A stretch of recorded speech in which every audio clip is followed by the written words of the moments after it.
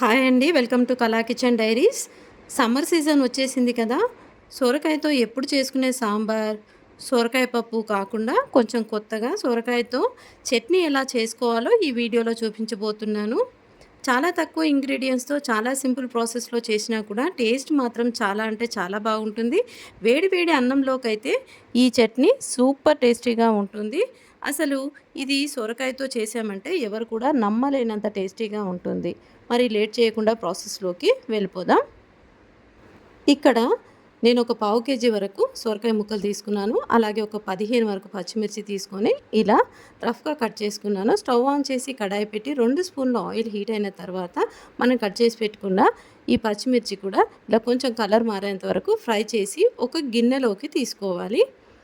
తర్వాత కట్ చేసి పెట్టుకున్న సొరకాయ ముక్కలు ఉన్నాయి కదా! వీటిని కూడా అదే ఆయిల్‌లో వేసేసి కలుపుతూ కొంచెం కలర్ చేంజ్ అయ్యేంత వరకు ఫ్రై చేసి గిన్నెలోకి తీసుకోవాలి.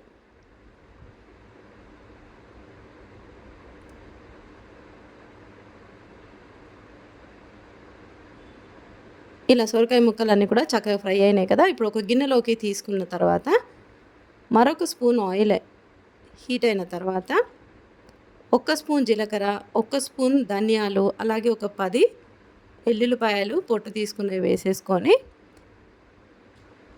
ఒక 3 మీడియం సైజు టొమాటోలు కూడా ముక్కలుగా కట్ చేసి వేసేసుకొని మన టేస్ట్‌కి సరిపడా సాల్ట్ కూడా వేసేసి ఈ టొమాటోలోని వాటర్ అంతా కూడా అయిపోయేంత వరకు కలుపుతూ ఇలా ఉడికించుకోవాలి.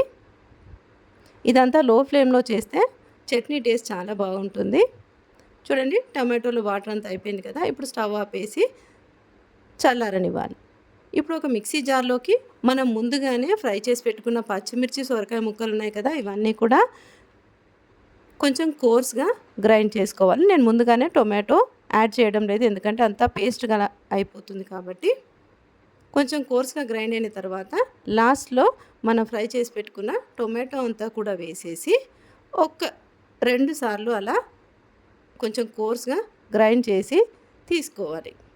ఇప్పుడు తాలింపు కోసం స్టవ్ ఆన్ చేసి చిన్న కడాయి పెట్టుకొని ఒక స్పూన్ ఆయిల్ హీట్ అయిన తర్వాత ఒక స్పూన్ శనగపప్పు, ఒక స్పూన్ జీలకర్ర, ఆవాలు, అలాగే కరివేపాకు, కొంచెం కొత్తిమీర కూడా వేసేసి చక్కగా ఫ్రై అయిన తర్వాత మనం గ్రైండ్ చేసి పెట్టుకున్న చట్నీ అంతా కూడా వేసేసి